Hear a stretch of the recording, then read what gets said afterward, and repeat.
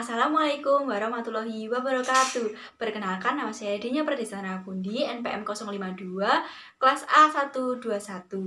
Kelompok 2 yaitu menjelaskan tentang Sekolah Alam Aroyan di Padang dan Sekolah Alam di Minangkabau.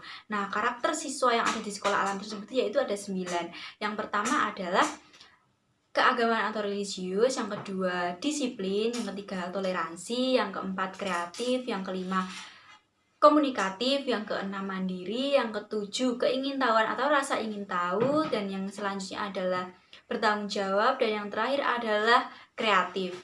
Karakter siswa di sekolah alam yang dapat diterapkan di sekolah negeri, yang pertama adalah keagamaan atau religius. Nah, bagaimana sih cara pembentukan karakter tersebut terhadap siswa?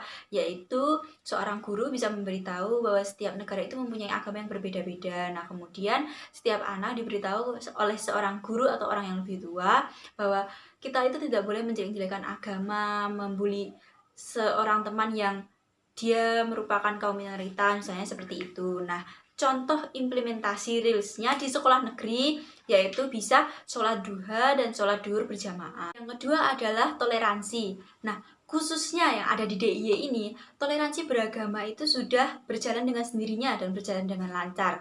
Nah, contohnya aja ada di agama Islam dan agama non-Muslim. Dalam proses belajar mengajar, nyatanya kita sudah bercampur baur dengan agama yang berbeda-beda, tetapi kita tetap lancar-lancar saja dalam proses KBM. Nah, yang ketiga yaitu disiplin. Nah, untuk gimana sih cara pembelajarannya itu kepada siswa? Disiplin itu, nah, seorang guru bisa memberitahukan kepada siswanya apa itu pengertian disiplin. Contohnya disiplin itu bisa setiap berangkat sekolah, ketika ada bapak ibu guru berdiri di depan gerbang, kita sebelum masuk ke sekolah itu salim terlebih dahulu. Ada kerja keras. Misalkan guru ini gimana sih cara pembelajarannya kepada siswa kerja keras? Nah, misalkan kan satu kelas ini ada penilaian mencongak, misalkan seperti itu ya. Nah, kemudian ada anak yang mendapatkan nilai di bawah rata-rata, misalkan dapat 6 atau 5. Nah, kemudian siswa tersebut itu pulang ke rumah, terus dia itu merasa kok nilaiku jelek ya, misalkan kayak gitu ya. Kemudian siswanya itu kerja keras untuk mendapatkan bagaimana sih caranya biar nilaiku bisa naik, terus akhirnya dia kerja keras, belajar di rumah, kreatif. Seperti saat saya SD ya, di sekolah negeri itu, contohnya itu saya itu diminta seorang guru untuk membawa kain putih polos. Nah, kemudian saat kita sampai di kelas, guru memberi arahan bahwa kita akan membuat batik dengan menggambar batik sendiri, dan kemudian sampai proses-prosesnya dan sampai selesai.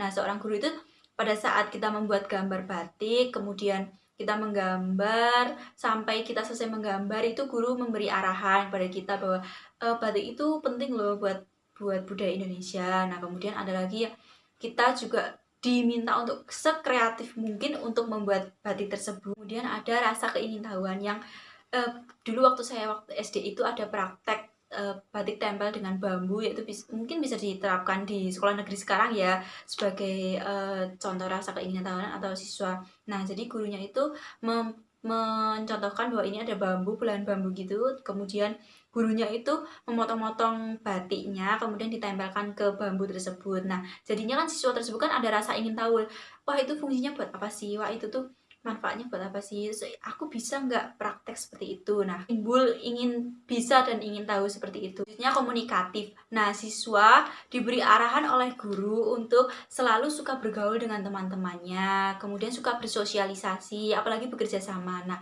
guru memotivasi siswa kepada murid-muridnya dan siswanya jangan selalu suka menyendiri, karena dalam hidup itu kita butuh bantuan orang lain atau orang lain membutuhkan kita. Jadi kita harus suka bergaul, hidup bersosial, dan bekerja sama. Yang terakhir adalah bertanggung jawab. Jadi gimana sih cara mempraktekkan bertanggung jawab kepada siswa? Nah, bisa saja guru memberi arahan kepada siswa bahwa bertanggung jawab dalam hidup itu penting. Nah, terutama contohnya dalam kehidupan di sekolah negeri yang bisa diaplikasikan secara langsung itu piket kelas ya. Semuanya pasti tahu piket kelas. Nah, piket kelas itu bisa dilaksanakan pada pagi hari dan saat pulang sekolah. Misalkan hari Senin ini atas nama ini A, B, C, D. Nah, berarti yang piket hari Senin itu atas nama A, B, C, D saat berangkat sebelum KBM berlangsung dan sesudah pulang sekolah. Sekian hasil analisis saya tentang karakter siswa sekolah alam yang dapat diterapkan di sekolah negeri. Ada salah dan kurangnya, mohon dimaafkan. Wassalamualaikum warahmatullahi wabarakatuh.